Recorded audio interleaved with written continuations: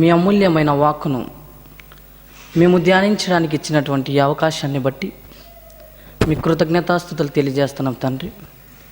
మీ వాక్యంలో ఉన్నటువంటి అనేక విషయాలను సమాజంలో జరుగుతున్నట్టుగా, సమాజంలో జరుగుతున్న వాస్తవాలను మీ పిల్లలకు చూపించి వారిలా బ్రతకకుండా ఈ లోకానికి వేరై మీరిచ్చినటువంటి ఈ జీవగ్రంథంలోని మాటలను బట్టి వారు బ్రతుకులో అనుసరించగలుగుటకు కృపణ దయచేయమని కోరుకుంటూ తండ్రి, చెప్పబోతున్న ఈ యొక్క మాటలు మీ పిల్లల హృదయాలలో ఫలింపజేసేలా వారి హృదయాలను విశాలపరచమని కోరుకుంటూ యేసుక్రీస్తు వారి పేరట ఈ ప్రార్థన సమర్పించుకున్నాము కన తండ్రి, ఆమేన్.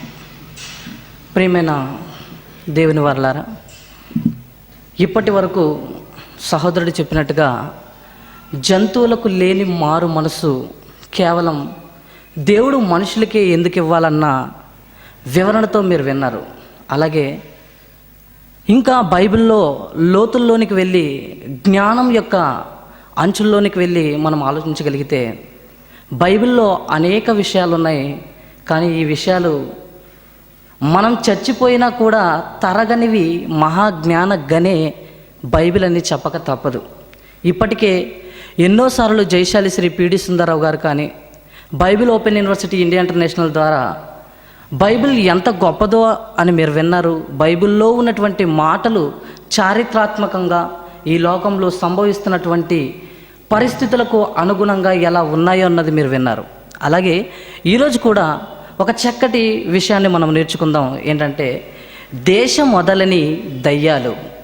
టైటిల్ పేరు చెప్తున్నాను, దేశం వదలని దయ్యాలు. ఈరోజు ప్రపంచంలో ఉన్నటువంటి మనుషులందరూ ఎందుకు దేవునికి దూరం అయిపోతున్నారు? మనుషులను దేవుని నుండి దూరం చేసి అపవాది ఎందుకు ఆ కుట్ర పన్నాడు? మనం ఏ రోజైనా అపవాదిని ఏమైనా అన్నామా? ఏ రోజైనా మనం దయ్యాలతో పోటీ పడ్డామా? మనం ఏ రోజు దయ్యాలతో పోటీ పడలేదు. ఏ రోజు దయ్యాన్ని నోరు వెత్తి ఒక మాట అనలేనప్పుడు మనల్ని దేవుని నుండి దూరం చేస్తుంది ఎందుకు దయ్యం? ఎందుకు దేవునికి దూరం చేస్తుంది అన్న విషయాన్ని మనం ఆలోచించాలి. ప్రియులారా, అసలు దయ్యం ఈ భూమి మీదకి రావడానికి కారణం ఏంటి? ఈ దేశంలోనే ఉంటూ మనుషులను పట్టి పీడిస్తూ ఈ మనుషులను దేవునికి దూరం చేయడానికి గల కారణం ఏంటి? గర్జించు సింహం వలె ఎవరిని మింగుదునా అని వెదుకుచూ తిరుగుచున్నాడట. ఎవరు? సాతాను. అంటే తనకు సమయం కొంచెమే ఇవ్వబడినదని తెలుసుకొని బహుక్రోధము గలవాడై ఎవరిని మింగాలా అని ఎదురు చూస్తానట. ఎందుకు మింగాలి? మనం ఏం చేసామని మనల్ని మింగాలి? మీరు ఏ రోజైనా అపవాదితో పోటీ పడ్డారా చెప్పండి? ఏ రోజైనా కత్తులతో కానీ లేదా కర్రలతో కానీ ఆడవాళ్ళ చీపురులతో కానీ ఏ రోజైనా దయ్యం మీదకి మీరు లేచారా? ఏ రోజు లేవలేదు. మరి ఏ రోజు దయ్యం మీదకి పోటీకి వెళ్ళనప్పుడు, ఏ రోజు దయ్యంతో పోటీ పడనప్పుడు అది ఎందుకు మనల్ని నరకానికి వెళ్ళేలా చేస్తుంది? అదెందుకు దేవునికి దూరం చేస్తుంది?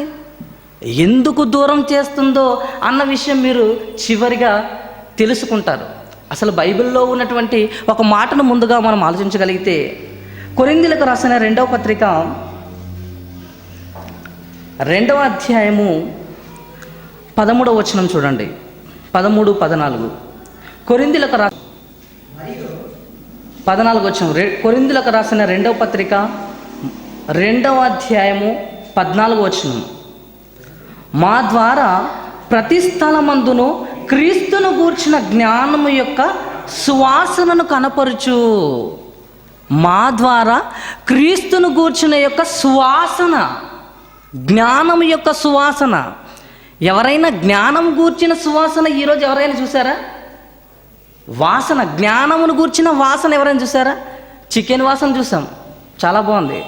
మటన్ వాసన చూసాం, బిర్యానీ వాసన చూసాం, ప్రపంచంలో ఉన్నటువంటి ప్రతి కూరలో ఉన్నటువంటి వాసనను చూసాం, ఇక మల్లెపూల వాసన చూసాం, ఇక పూలలో ఉన్నటువంటి వాసనలన్నీ చూసాం. కానీ మిగిలింది ఒకే ఒక వాసన, అదే జ్ఞానము యొక్క వాసన. అది ఎలా ఉంటుంది? మీకు అందరికీ ఈరోజు వాసన చూపిస్తాను. ఆ వాసన ఎలా ఉందో చివరికి మీరు చెప్పండి. రైట్, మనం ఆలోచిద్దాం. దేశం వదలని దయ్యాలు. ఇంతకీ దేశాన్ని ఎందుకు వదలదు దయ్యం? ఏ రోజు ఒకరోజు వదిలిపోవాల్సిందే కదా. అసలు దేశం అంటే ఏంటి, ఆ దయ్యం దేశాన్ని వదిలి ఎందుకు వెళ్ళిపోదు అన్న విషయాలు బైబిల్ నుండి ఆలోచిస్తే యేసుక్రీస్తు వారు మాట్లాడినటువంటి మాటలలో, మహాజ్ఞాన సంగతులలో, ఆయన భూమి మీదకి వచ్చి చెప్పినటువంటి మహాజ్ఞాన సంగతులు ఉన్నాయి. అందులో మనం ఆలోచిద్దాం. ముందు ఈ అపవాది ఎందుకు భూమి మీదకి వచ్చింది అన్నప్పుడు పరలోకంలో మహాయుద్ధం జరిగింది. ఎవరికి జరిగింది? దేవదూతలకు దేవునికి మధ్య. అంటే దేవదూతల నుండి ఒక దేవదూత అపవాదిగా మారినటువంటి దేవదూతకు, దేవుని తరఫున ఉన్నటువంటి దేవదూతలకు మహాయుద్ధం జరిగినప్పుడు ఇది భూమి మీదకి త్రోయబడింది. భూమి మీదకి త్రోయబడిన తర్వాత ఇది దేనికి రాజైపోయిందో తెలుసా? అపవాది దేనికి రాజైపోయిందో తెలుసా? ఎఫెసీ పత్రిక 2వ అధ్యాయము 2వ వచనం. పరలోకంలో మహాయుద్ధం జరిగిన తర్వాత, భూమి మీదకి వచ్చిన తర్వాత అపవాది ఏ స్థానంలో ఉందో ఒకసారి మీరు చూడండి. ఎఫెసీ పత్రిక 2వ అధ్యాయము 2వ వచనం. మీరు వాటిని చేయుచు వాయుమండల సంబంధమైన అధిపతిని, అనగా అవిధేయులైన వారిని ఇట్లు ప్రేరేపించు శక్తికి అధిపతిని అనుసరించి ప్రపంచ ధర్మము చొప్పున మునుపు నడుచుకుంటుమి. ఇక్కడ ఏమంటున్నాడు చూడు, జాగ్రత్తగా ఆలోచించండి. మీరు వాటిని చేయుచు వాయుమండల సంబంధమైన అధిపతి. వాయుమండలానికి అధిపతి ఎవరైపోయారు? వాయుమండలానికి అధిపతి అపవాది అయిపోయింది. అంటే గాలికి రాజైపోయింది. ఒక్క మాటలో చెప్పాలంటే ఎయిర్ కింగ్ ఎవరు? సాతాను. గాలికే ఎందుకు రాజు అవ్వాలి? నీరు కవ్వచ్చు కదా. గాలికే ఎందుకు రాజు అవ్వాలి? ఎందుకో తెలుసా? గాలికే ఎందుకు రాజయ్యాడు తెలుసా?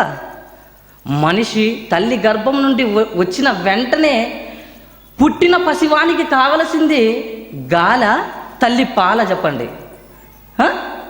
తల్లి పాలు కంటే ముఖ్యంగా గాలి కావాలి కనుక వీడు మొట్టమొదటిగా ఎక్కడి నుండి పరిచయం అవ్వాలనుకున్నాడు?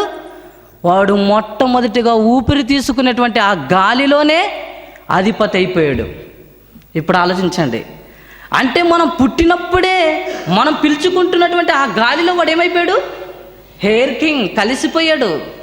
అంటే అప్పటి నుండి సంగ్రహం ప్రారంభించడం మొదలు చేసింది. ఏంటో తెలుసా? అప్పటి నుండి మనిషి పుట్టినప్పటి నుండి పరిచయం అయిపోవడానికి రెడీ అయిపోయింది అపవాది. అలా అయిపోతూ ఒక మనిషిని ఏం చేసిందో అన్నటువంటి మాటలు యేసుక్రీస్తు వారి మాటల్లో ఆలోచిస్తే, మత్తయి సువార్త 12వ అధ్యాయము, మత్తయి సువార్త 12వ అధ్యాయము 43వ వచనం, 43, 44. అపవిత్రాత్మ ఒక మనిషిని వదిలిపోయిన తర్వాత అది విశ్రాంతిని వెదుకుచు నీరు లేని చోట్ల తిరుగుచుండెను. విశ్రాంతి దొరకనందున నేను వదిలి వచ్చిన నా ఇంటికి తిరిగి వెళ్ళదననుకొని వచ్చి ఆ ఇంట ఎవరినూ లేక అది ఊడ్చి అమర్చి ఇండుట చూచి వెళ్ళి తనకంటే చెడ్డవైన 7 దయ్యములను వెంట పెట్టుకొని వచ్చును. అవి దానిలో ప్రవేశించి అక్కడే కాపురం ఉండును.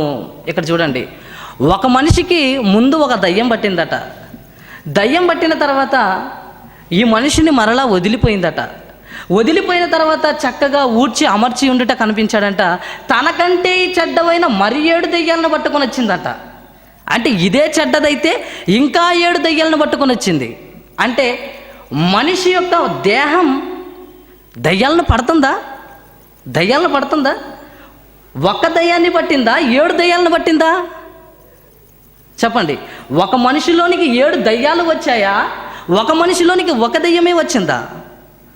అంటే ఒక మనిషిలోనికి 7 దయ్యాలు వచ్చి కాపురం ఉండిపోయాయట. ఆలోచించండి. అంటే మనిషిలో కాపురం ఉండిపోయాయి. ఎవరు? ఎయిర్ కింగ్ అంటే వాయుమండలానికి అధిపతి అయినటువంటి అపవాది ఎవరిలో ఉంది? ఒక మనిషి హృదయంలో ఉండిపోయి తనకంటే చెడ్డవైన మరి 7 దయ్యములు తెచ్చుకొని ఒక మనిషిలో స్థిరస్థాయిగా నిలిచిపోయిందట. ఎవరు? అపవిత్రాత్మ. అపవిత్రాత్మ అంటే చనిపోయిన ఆత్మలు భూమి మీదకి తిరిగి రావటం కాదు సుమా.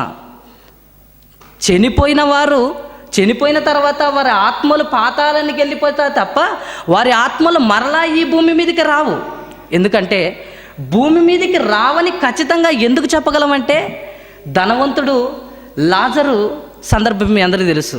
అక్కడ లాజర్ని అడుగుతున్నాడు. అబ్రహాం దగ్గర లాజరు ఉంటే ధనవంతుడు అడుగుతున్నాడు, ఆ లాజరును పంపించి వేలుకొన్న నీటి చుక్కను పంపించు అని అడుగుతున్నప్పుడు ఆయన ఏమంటున్నాడు? మీకును మాకును, అబ్రహాం అంటున్న మాటలు ఏంటో తెలుసా? మీకును మాకును పెద్ద అగాధం ఉంది నాయన. ఇక్కడోళ్ళు అక్కడ రావడానికి లేదు, అక్కడోళ్ళు ఇక్కడ రావడానికి లేదు గనక మరి అక్కడ వాళ్ళు అక్కడే ట్రాన్స్ఫార్మ్ అవ్వనప్పుడు అక్కడ నుండి ఈ లోకానికి వస్తారా చెప్పండి? అంటే అక్కడ నుండి అక్కడికే వెళ్ళనప్పుడు ఎక్కడికి రావడం చాలా కష్టం గనక చనిపోయినటువంటి వారు ఈ భూమి మీదకి రావటం అసాధ్యం. మరి ఎవరు అపవిత్రాత్మలు అంటే, దేవదూతలలో కొన్ని సింహాసానికై పోరాటం చేసినటువంటి ఈ దేవదూతలు అపవిత్రాత్మలుగా మారిపోయి దేవుడు కటిక చీకటి బిలములో బంధిస్తే ఆ కటిక చీకటిలో బిలములో ఉన్నటువంటి అపవిత్రాత్మలకు దేవుడు మరలా భూమి మీదకి కొంత సమయాన్ని ఇచ్చాడు.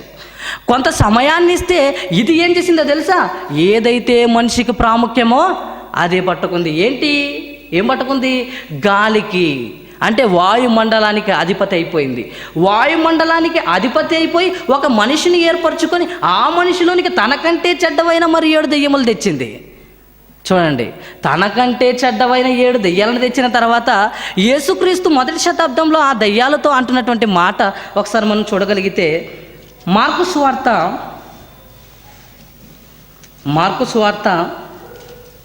5వ అధ్యాయము, మార్కు సువార్త 5వ అధ్యాయము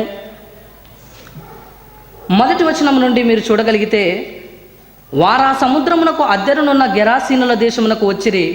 ఆయన ధోని దిగగానే అపవిత్రాత్మ పట్టిన వాడొకడు సమాధులలో నుండి వచ్చి ఆయనకు ఎదురుపడెను. ఇక్కడ ఒక అపవిత్రాత్మ పట్టిన వాడు సమాధులలో నుండి ఎదురుపడ్డాడు. ఎవరికి? యేసుక్రీస్తుకి ఎదురుపడ్డాడు. యేసుక్రీస్తుకి ఎదురుపడిన తర్వాత 9-10 వచనాలు చూడండి. 8వ వచనం చదువుతున్నాను. ఎందుకనగా ఆయన అపవిత్రాత్మ ఈ మనిషిని విడిచిపోమ్మని వానితో చెప్పాను. ఒక మనిషినికి దయ్యం పట్టింది. ఆ దయ్యం పట్టిన తర్వాత యేసుక్రీస్తు ఏమంటున్నారంటే, ఈ మనిషిని విడిచిపొమ్ము అంటున్నాడు. ఏమంటున్నాడు? ఈ మనిషిని విడిచిపొమ్ము అని ఎవరంటున్నారు? యేసుక్రీస్తు అంటున్నాడు. యేసుక్రీస్తు ఈ మనిషిని వదిలిపో అంటే ఈ దయ్యం ఏం చెప్తుందో చూడండి కింద మాటల్లో 10వ వచనం. మరియు ఆయన నీ పేరేమని వానిని అడగగా వాడు నా పేరు సేన అని మేము అనేకులమని చెప్పి. అంటే మానవ దేహం ఎన్ని దయ్యాలను భరిస్తుంది చెప్పండి? ఒక దయ్యాన్ని కాదు, 7 దయ్యాలను కాదు, అనేకమైనటువంటి దయ్యాలను మానవ దేహం భరిస్తుంది. అంటే ఒక్కొక్కరిలో ఎన్ని దయ్యాలు ఉన్నాయో ఇప్పుడు ఆలోచించండి మీరు. ఒక్క మనిషిలోనికే దయ్యం పట్టింది. ఆ దయ్యం పట్టిన వాడు నీ పేరేవురా అని అడిగితే నా పేరు సేన, అంటే అనేకులము, ఒక్కడు కాదు నేను. అంటే ఒక్క మనిషి యొక్క హృదయంలోనికే, ఒక మనిషి యొక్క బాడీలోనికే ఎన్ని దయ్యాలు దూరిపోయాయి? అనేకములు. అంటే మన బాడీ అనేకములైన దయ్యాలను భరించగలదన్నమాట. అంటే మన దేహం ఎవరికి ఆలయం? అపవాదికి, అపవాదులకు, దురాత్మల సమూహములకు, వాయుమండల అధిపతులకు సమూహం అన్నమాట మన దేహం. ఈ దేహంలోనికి వస్తే యేసుక్రీస్తు వదిలిపో అంటే ఆ దయ్యం ఏమంటుందో 10వ వచనం చూడండి. తమ్మును ఆ దేశము నుండి తొలివేయవద్దని ఆయన మిగుల బతుమాలుకొనెను. యేసు అంటుంది ఏంటి? జాగ్రత్తగా ఆలోచించాలి. ఇక్కడ యేసుక్రీస్తు అంటుంది ఆ మనిషిని విడిచిపోమంటున్నాడు. యేసుక్రీస్తు ఏమంటున్నాడు? ఆ మనిషిని విడిచిపో అంటే ఇవేమంటున్నాయి? నేను ఆ మనిషిని విడిచిపోను అనొచ్చు కదా. ఇవేమంటున్నాయి తెలుసా? ఇవేమంటున్నాయి? ఆ దేశము నుండి మమ్మును తోలివేయవద్దని అతనితో చెప్పాను. యేసు అంటుంది ఒకటైతే యేసుకు సమాధానం ఇస్తుంది మరొకటి. ఏంటి ఈ దేశం? దేశం వదలని దయ్యాలు. ఏంటి ఈ దేశం? దయ్యం దేశంగా భావించుకుంది దేనిని? ఆలోచించండి. యేసుక్రీస్తు ఏమో ఏమంటున్నాడు? యేసుక్రీస్తు ఏమో ఆ మనిషిని విడిచిపో అంటే వాడంటున్నాడు, సాతాన్ అంటున్నాడు, అనేకులైనటువంటి దురాత్మ సమూహములు అంటున్నాయి అతనిలో ఉండి, ఈ దేశము నుండే మమ్మల్ని తోలివేయవద్దు అంటున్నాడు. అసలు దేశమేంటి? ఈ దేశాన్ని విడిచిపోని దయ్యమేంటి? దేశమేంటి చెప్పండి? దేశమేంటో తెలుసా? మానవుని దేహమే దేశంగా భావించుకుంటుంది. ఎవరు? అపవాది. అంటే మన దేహాన్నే ఒక దేశం, మన యొక్క ఎముకల గూడును, ఈ యొక్క శరీరాన్ని దానికి ఎలా కనిపిస్తున్నామో తెలుసా? మనం ఒక దేశంలో కనిపిస్తున్నాం. ఈ దేశంలోనికి వచ్చి, మన బాడీ అనే ఈ దేశంలోనికి వచ్చి మనల్ని ఏం చేస్తుందో తెలుసా? మనల్ని దేవుని నుండి దూరం చేసే ప్రయత్నాలు చేస్తుంది. యేసుక్రీస్తేమో మనిషిని వదిలిపోమంటే ఇదంటుంది నేను దేశాన్నే విడిచి పోను అంటున్నాడు. అంటే మానవ దేహమే దేశంగా భావించుకొని ఈ దేశాన్ని విడిచి పోను అంటున్నాడు. ఆ తర్వాత యేసుక్రీస్తు అన్నటువంటి మాటలు చూడండి. అక్కడ కొండ దగ్గర పందుల మంద మేయిచుండెను గనుక ఆ పందులలో ప్రవేశించినట్లు మమ్మును వాటి యొద్దకు పంపుమని దయ్యములు ఆయనను బతిమాలుకొనెను. ఇవి అంటున్నాయి, ఎలాగో మమ్మల్ని దేశం నుండి పంపించవు కదా, ఓకే పంపించకపోయినా పర్వాలేదు, అదిగో అక్కడ పందుల మందు ఉంది, ఆ పందులలోనికి మమ్మల్ని పంపిస్తావా అని ఎవరంటున్నారు? అనేకములైన దయ్యాలు అంటున్నాయి. ఏమని? ఆ పందుల గుంపులోనికి మమ్మల్ని పంపించు అన్నాయి. ఆ తర్వాత యేసుక్రీస్తు వారి కింద సందర్భంలో మీరు ఆలోచించగలిగితే యేసుక్రీస్తు వారు ఏం చేశారు? ఓకే వెళ్ళిపోండి, మీరందరూ పందుల గుంపులోనికి వెళ్ళిపోండి అన్నాడు. వెళ్ళిపోయిన తర్వాత ఆ పందులు ఏమైపోయాయి? చెప్పండి? సముద్రంలో పడి చనిపోయాయి. ఇప్పుడు నా ప్రశ్న, పందులలోనికే ఎందుకు వెళ్ళాలి?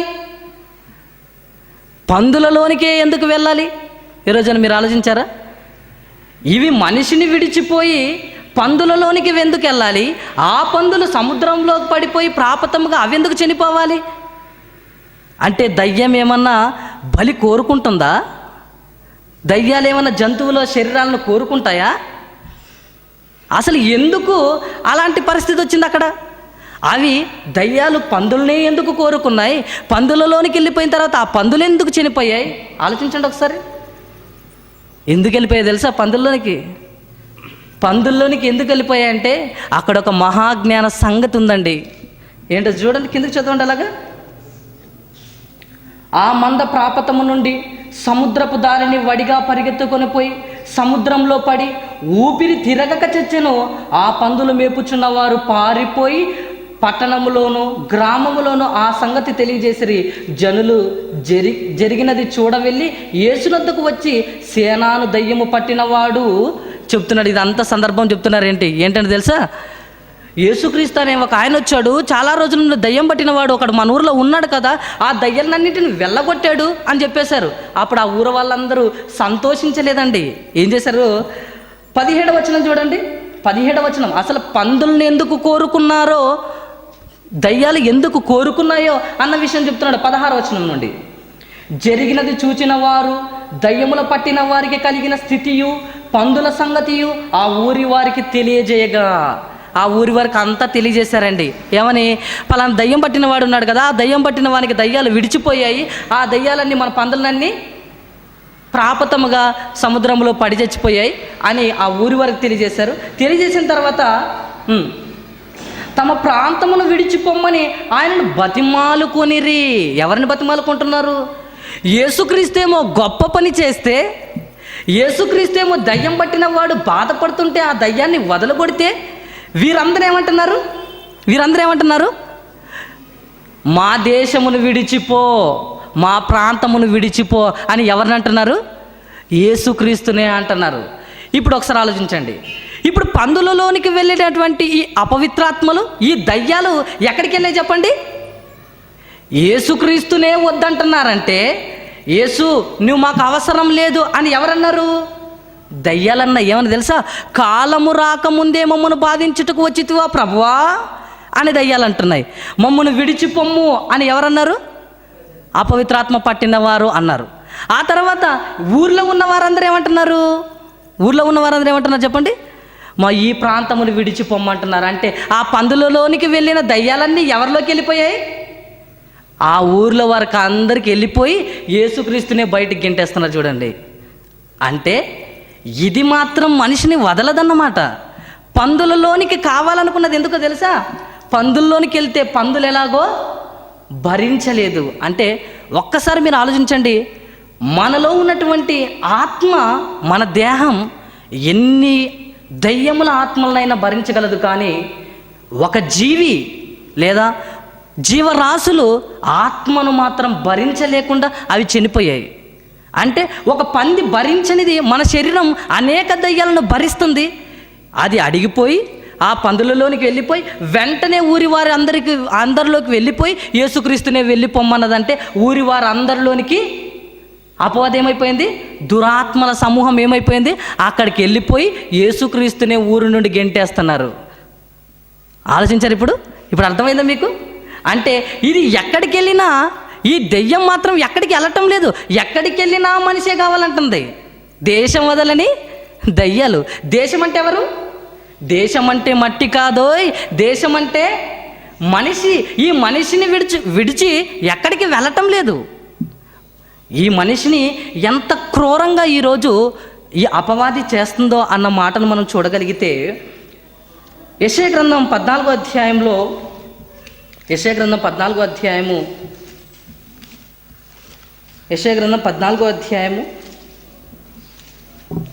17వ వచనం చూడండి. యెషయా గ్రంథం 14వ అధ్యాయం 16, 17. నిన్ను చూచువారు నిన్ను నిదానించి చూచుచు ఇట్లు తలపోయిచుందురు. భూమిని కంపింపజేసి రాజ్యములను వణికించువాడు ఇతడేనా? లోకమును అడవిగా చేసి దాని పట్టణములను పాడు చేసిన వాడు ఇతడేనా? తాను చెరపట్టిన వారిని తమ నివాస స్థలమునకు పోనీయని వాడు ఇతడేనా? అంటే మనుషులను దేవుని చోటకి వెళ్ళకుండా, మనుషులను అందరినీ చెరపట్టి దేవుని చోటకు వెళ్ళకుండా చేస్తుంది అపవాది అని మనకు అర్థమైంది. ఎందుకు ఇలా చేస్తుంది? ఈరోజు దేశాన్ని విడిచి దయ్యాలు ఇంకా వదిలిపోలేదు. ఇప్పుడు దయ్యాలను మీకు చూపిస్తాను. మీ కళ్ళకు కట్టినట్టుగా దయ్యాలు నేడు కూడా సమాజంలో ఉన్నాయి. ఎలా ఉన్నాయో అన్నది నేను బైబిల్ ద్వారా, జ్ఞానం యొక్క వాసన ద్వారా నేను నిరూపిస్తాను. ఏంటి, ఇప్పుడు కూడా దయ్యాలు ఉన్నాయా? ఎలాంటి దయ్యాలు ఉన్నాయి? ఒకవేళ దయ్యాలే లేవనుకో, దయ్యాలు లేకపోతే అందరు ఎక్కడికి వెళ్ళిపోవాలి? పరలోకానికి వెళ్ళిపోవాలి. అంతే కదండి? అందరు పరలోకానికి వెళ్ళిపోవాలి. మరి అందరు పరలోకానికి వెళ్ళరు. భూమి మీద యేసుక్రీస్తు వచ్చినప్పుడు విశ్వాసం కనుగొననా అంటున్నాడంటే దయ్యాలు ఎక్కడున్నాయి? ఈ దేశంలోనే ఉన్నాయి. ఈ దేశం అంటే ఈ మనుషులలోనే ఉన్నాయి. ఎక్కడున్నాయి? ఎవరిలో ఉన్నాయి? ఆలోచిద్దామా? ఈ దయ్యాలు ఎక్కడున్నాయి? ఎవరిలో ఉన్నాయి? మనుషులలోనే ఉన్నాయి. మనుషులలో ఉంటే అందరూ మనుషుల్లా కనిపిస్తున్నారు కదా, ఎవరు దయ్యంగా కనిపించడం లేదు. జుట్టు విరుబోసుకుని ఎవరైనా కనిపిస్తున్నారా మనకు? నేను దయ్యాన్ని అని కాళీమాతలోకి వచ్చి మనకు కనిపిస్తున్నాడు చెప్పండి? అసలు కనిపించడం లేదు. అందరం చూస్తే అందరూ యేసుక్రీస్తులాగా శిలువ మీద జాలి గల మనసుగా ముఖం కనిపించినట్టు కనిపిస్తుంది. రోడ్డు మీద చూడండి, ఎవరిని చూసినా అయ్యో వాళ్ళు మంచోళ్ళేమో అని అనుకుంటాం. అంతేనా? అందరూ మనుషుల్లాగే కనిపిస్తున్నారు. మరి ఎవరు దయ్యాల్లా కనిపించడం లేదు కదా. ఇప్పుడు దయ్యాలని ఎలా పసిగట్టాలో అన్న విషయం చెప్తాను, జాగ్రత్తగా వినండి. మార్కు రాసిన సువార్త, మొదటిగా మీరు తీసినటువంటి మాట, మార్కు సువార్త 5వ అధ్యాయము. ఇంకా ఈ దయ్యాలు దేశాన్ని విడిచి వెళ్ళిపోలేదు. మార్కు సువార్త 5వ అధ్యాయము, 4, 5, 6 వచనాలు చదవండి. పలుమార్లు వాని కాళ్ళకును చేతులకును సంఖ్యలు వేసి బంధించిన వాడు ఆ చేతి సంఖ్యలు తెంపి కాళ్ళ సంఖ్యలను తుత్తునీలుగా చేసిన గనుక వాడిని ఎవడు సాధుపరచలేకపోయెను. ఇక్కడ దయ్యం పట్టిన వాని యొక్క స్థితిని చెప్తున్నాడు. దయ్యం పట్టిన వాని యొక్క పరిస్థితిని చెప్తూ, దయ్యం పట్టిన వాడు ఏం చేస్తాడట? వానిని ఎవడు సాధు చేయలేకపోతున్నాడట. ఈరోజు యవనులను చూడండి, యవనులు చూడండి, ఎవరైనా తల్లిదండ్రులు యవనులను కంట్రోల్ చేస్తున్నారు చెప్పండి? విపరీతంగా తిరుగుతున్నారు. అంటే వాళ్ళని ఎవరు సాధుపరచటం లేదు, వాళ్ళ కుమారులకు దేవుని వాక్యం చెప్పటం లేదు. చెప్పకపోగా వారిని ఎక్కడ జాయిన్ చేస్తున్నారు? కాలేజీల్లో జాయిన్ చేస్తున్నారు. అక్కడ కాలేజీల్లో జాయిన్ చేసిన తర్వాత అక్కడ వారు చేస్తున్నటువంటి ఒక అలవాటు ఒకటి ఉంది. ఆ అలవాటు దేనిలో ఉందో తెలుసా? దయ్యంలో ఉంది. ఆ దయ్యం యొక్క లక్షణం కింద మాట చూడండి. వాడు ఎల్లప్పుడూ రాత్రింబగళ్ళు సమాధులలోను కొండలలోను కేకలు వేయచ్చు. సాతాను యొక్క మొదటి లక్షణం రాసుకోండి అందరూ. దేశం వదలకుండా దేశంలోనే ఉంది, మనిషిలోనే ఉంది. ఎలాగో తెలుసా? కేకలు వేయిస్తున్నాడు. కేకలు వేసేది ఎవరి లక్షణం? ఆ రోజు మనకు దయ్యం పట్టింది. దయ్యం పడితే వాడు సమాధులలోను కొండలలోను విపరీతంగా కేకలు వేస్తున్నాడు.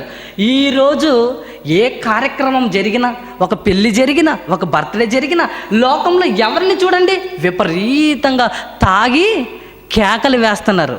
అవునా కదా? ఆ తర్వాత స్టూడెంట్స్ ఏదైనా ఫంక్షన్ జరిగిందనుకోండి, విపరీతంగా అల్లరి అల్లరి గోల పెడతారు. ఎందుకు? ఎవరున్నారు వారిలో? కేకలు వేయించే తత్వం ఎవరిలో ఉంది?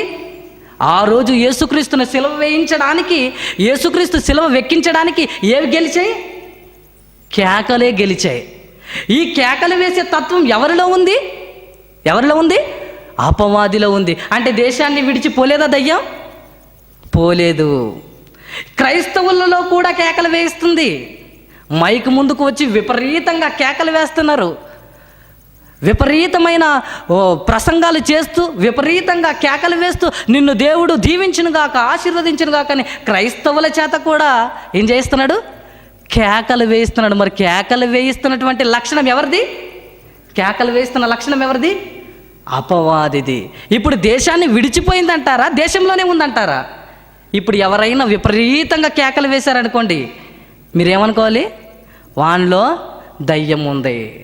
రెండవది చూడండి, అది మొదటిదైతే రెండవది, తన్ను తాను రాళ్లతో గాయపరుచుకుంచు. దయ్యం పట్టిన వానికి మరొకటి ఉంటుంది. ఏంటో తెలుసా?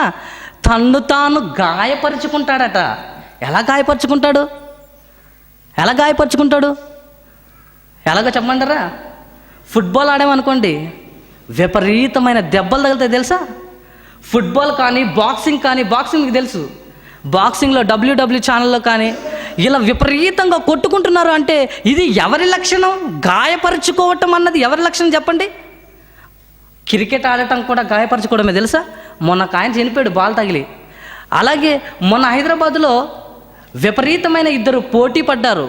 కుస్తీ పోటీ పడి ఒకరికొకరు కొట్టుకొని విపరీతంగా చనిపోయారు. అంటే ఒకడు విపరీతంగా కొట్టకూడని ప్లేస్లో కొట్టేసి వాడిని చంపేశాడు. అంటే ఇది ఎవరి లక్షణం? గాయపరుచుకోవటం అన్నది ఎవరి లక్షణం? ఎవరి లక్షణం చెప్పండి? అందుకే బైబిల్లో సామెతల గ్రంథంలో ఒక మాట ఉన్నాడు. ఏంటో తెలుసా? చెడు పనులు చేయుట బుద్ధిహీనునికి ఆటగా ఉన్నది. దాన్ని ఆటగా భావించుకుంటారట. ఈరోజు చూడండి, ఎవడైతే బాగా కొడతాడో వాడిని నేషనల్ ప్లేయర్ అంటాడు. ఎవడైతే బాగా కబడ్డీ ఆడి విపరీతంగా గాయాలకు తగిలించుకుంటాడో వాళ్ళని సెలక్షన్ చేస్తారు. అంటే ఇప్పుడు ఎవరిలో ఉంది చెప్పండి దయ్యం? గాయపరుచుకుంటున్నారా లేదా? ఒక కబడ్డీ ద్వారా గాయాలు తగులుతున్నాయి, క్రికెట్ ద్వారా గాయాలు తగులుతున్నాయి, ఫుట్బాల్ ద్వారా గాయాలు తగులుతున్నాయి. గాయాలు తగిలించుకొని ఆటలు ఆడుతున్నారంటే దేశం వదలకుండా దయ్యం ఎవరిలో ఉంది? దేశం వదలకుండా దయ్యం ఎవరిలో ఉంది? మనుషులలోనే ఉండిపోయింది. మనుషులలోనే ఉంటూ మనుషులలో కేకలు వేయిస్తుంది, తన్ను తాను గాయపరుచుకునేటట్టు చేస్తుంది. మరొక విషయం చెప్పమంటారా? మరొకటి చెప్తాను. ఇది చూసుకున్న తర్వాత ఆ మరొక లక్షణం ఏంటో చూసుకుందాం. యాకోబు పత్రిక 3వ అధ్యాయము 15వ వచనం. యాకోబు పత్రిక 3వ అధ్యాయం 15వ వచనం. ఈ జ్ఞానము పైనుండి దిగి వచ్చినది కాక భూ సంబంధమైనది, ప్రకృతి సంబంధమైనది, దయ్యముల జ్ఞానం వంటిది నయ్యున్నది. తమ పిల్లలను కూడా ఎందుకు పంపిస్తున్నారు?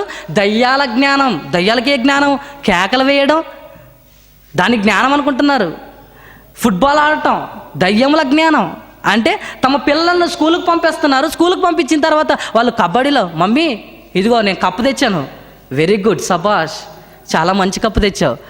ఎక్కడ నీకు ఎక్కడైనా దెబ్బ తగిలిందా? కబడ్డీ ఆడినప్పుడు, నీకు ఫుట్బాల్ ఆడినప్పుడు నీకు ఏమైనా దెబ్బలు తగిలాయా అని పట్టించుకోరు. ఇక మమ్మీ నేను కప్ తెచ్చానంటే వాడిని వెంటనే లాగేసుకొని కౌగలించుకొని ముద్దు పెడతారే తప్ప వాడు దయ్యంగా మారిపోయాడన్న సంగతి తల్లిదండ్రులకు తెలియకుండా ఆ దయ్యం బడికి రోజు పంపిస్తూ అక్కడ ఏమేమి ఉన్నాయి చూడండి. ఏలైనగా మత్సరమును, వివాదమును ఎక్కడ ఉండునో అక్కడ అల్లరియు ప్రతి నీచ కార్యము ఉండును. ఎవరిలో ఉన్నాయి ఈ నీచ కార్యాలన్నీ? అపవాది లక్షణాలన్నీ ఎవరు నేర్పిస్తున్నారు? ఒక విధంగా చెప్పాలంటే అపవాది లక్షణాలను తల్లిదండ్రులే స్వయంగా డబ్బులు కట్టి లక్షలు వేయించి తల్లిదండ్రులే దయ్యముల జ్ఞానాన్ని, దయ్యాల యొక్క లక్షణాలను కొని తీసుకుంటున్నారు. ఎలాగో తెలుసా? నారాయణ స్కూల్, శ్రీ చైతన్య, అక్కడ చాలా బాగా నేర్పిస్తారట అని విపరీతంగా డబ్బులు కడతారు. డబ్బులు కట్టిన తర్వాత వానికి వచ్చేవి ఏ లక్షణాలు? దయ్యం యొక్క లక్షణాలు, ప్రతి నీచ కార్యములు. అంటే ఆ ప్రతి నీచ కార్యాలు, దయ్యపు యొక్క లక్షణాలు తల్లిదండ్రులు ఏం చేశారు? కొన్నారు. దేని పెట్టి? డబ్బులు పెట్టి కొన్న తర్వాత విపరీతంగా చదువుకున్న తర్వాత వాడు చేసేది ఏంటో తెలుసా? కేకలు వేస్తాడు, విపరీతంగా తాగి. ఈరోజు దొంగతనాలు చేస్తున్నది కానీ, ఆ తర్వాత అల్లర్లు చేస్తున్నది కానీ ఎవరు చేస్తున్నారు? చదువుకున్నటువంటి స్టూడెంట్సే కదా, కాలేజీలో చదువుకున్న వారే కదా. ఒకరికొకరు గాయపరుచుకుంటున్నారు, ఒకరికొకరు కుస్తీ పోటీలు పడుతున్నారు, ఒకరికొకరు చంపుకుంటున్నారు. ఎవరు? చదువులేని వారు మాత్రం కాదు, చదువుకున్న వారే నరుక్కుంటున్నారు, చదువుకున్న వారే చంపుకుంటున్నారు, తన్ను తాను గాయపరుచుకుంటున్నారు. ఎవరు? చదువుకున్న వారే. ఇక అపవాదికి ఉన్నటువంటి మరో లక్షణం చెప్తాను, జాగ్రత్తగా వినండి. లూకాసు వార్త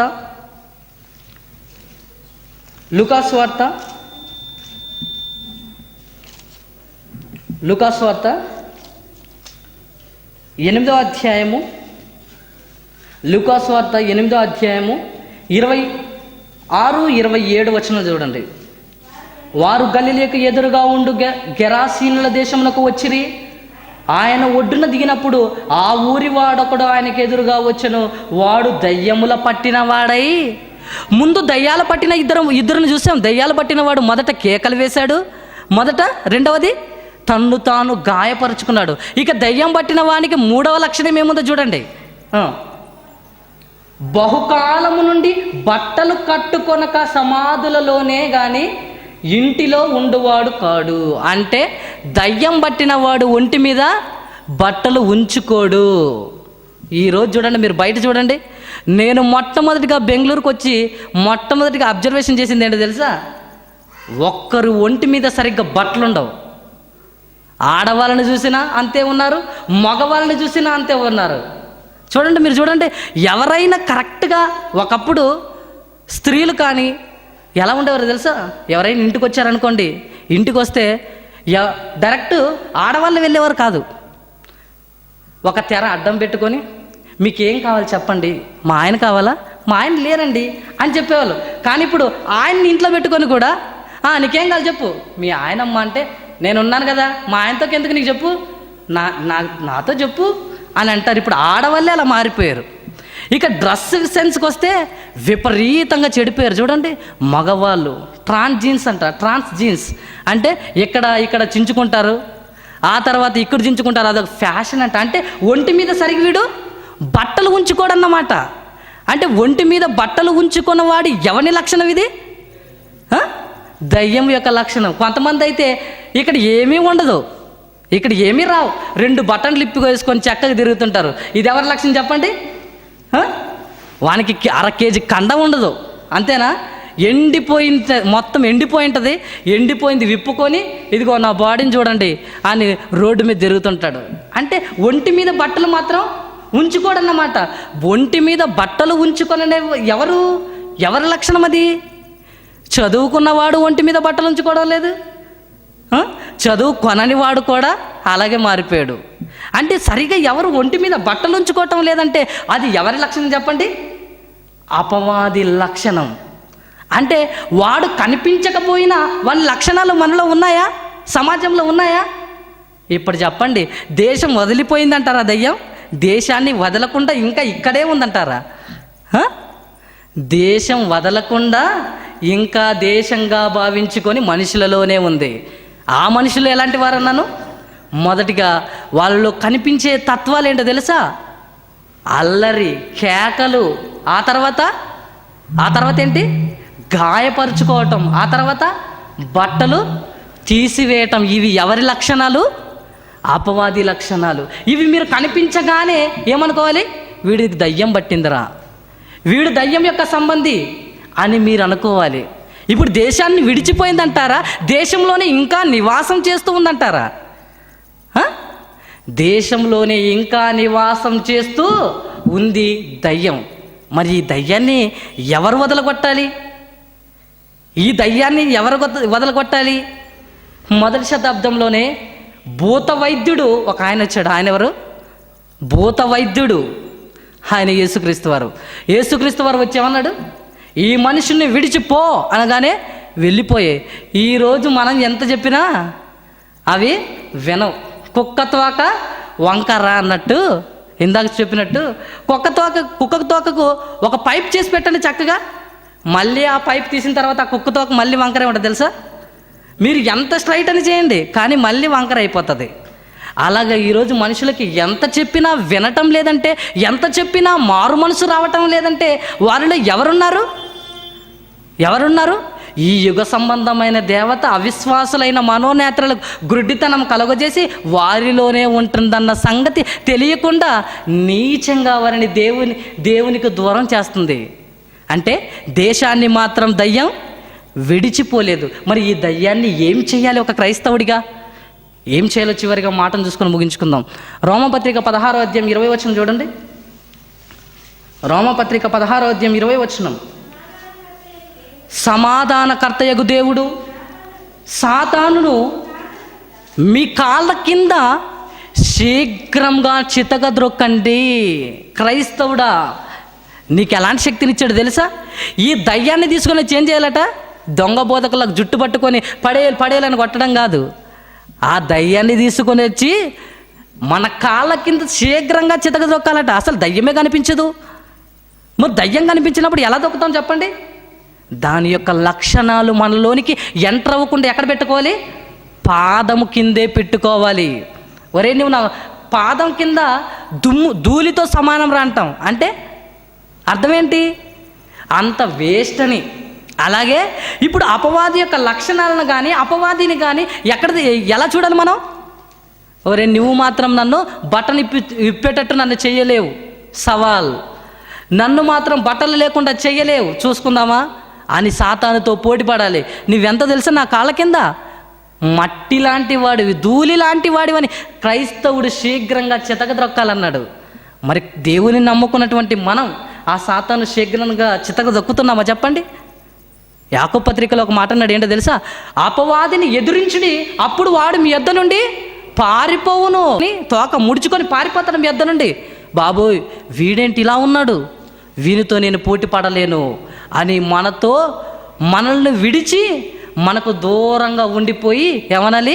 అప్పుడు దేవుడు ఏరా సాతాను వచ్చావంటే ఇంకేం చేస్తావు, నీ కొడుకు చాలా స్ట్రాంగ్ ఉన్నాడు అన్నాడు. ఎవరితో? యోబు దగ్గరకు వచ్చి యోబు దగ్గరికి వెళ్ళిపోయింది సాతాను. ఆ తర్వాత పరలోకంలో జరుగుతున్నటువంటి ఒక సభకి వెళ్ళినప్పుడు అక్కడ ఏమంటున్నాడంటే దేవుడు, వచ్చావే అంటే ఎక్కడి నుండి వచ్చావంటే భూమి మీద ఇటు అటు తిరుగుతూ వచ్చాను, నాకేం పని? ఆ భూమి మీద ఆ యోబు అనేవాడిని ఎంత కొట్టినా అస్సలు తిరగటం లేదు. అంటే ఎందుకు తిరగటం లేదు? అతనిలో భయము భక్తి ఉన్నందున అతడు సాతానుకు చోటు ఇవ్వలేదు. మరి ఈరోజు మనలో దేవుని నమ్ముకున్నటువంటి మనలో మారు మనసు కానీ భయం కానీ దేవుడంటే భక్తి కానీ మనకుంటే మనల్ని విడిచి సాతాను దేవునికి ఏమని చెప్తాడో తెలుసా? నీ కొడుకు చాలా స్ట్రాంగ్ అంటాడు. మరి మన గురించి సాతాను దేవుని చెప్పాలంటారు చెప్పండి? దానితోనే చెప్పించాలి. చాలామంది ఏమంటారు తెలుసా? ఎవడైతే నన్ను తిట్టాడో వాడే నా గురించి గొప్పగా చెప్పాలి అంటారు. ఇప్పుడు మనం కూడా అదే ప్రయత్నం చేయాలి తెలుసా? ఎవడైతే మనల్ని పాడు చేయాలనుకున్నాడో వాడే మన గురించి ఏం చెప్పాలి దేవునికి?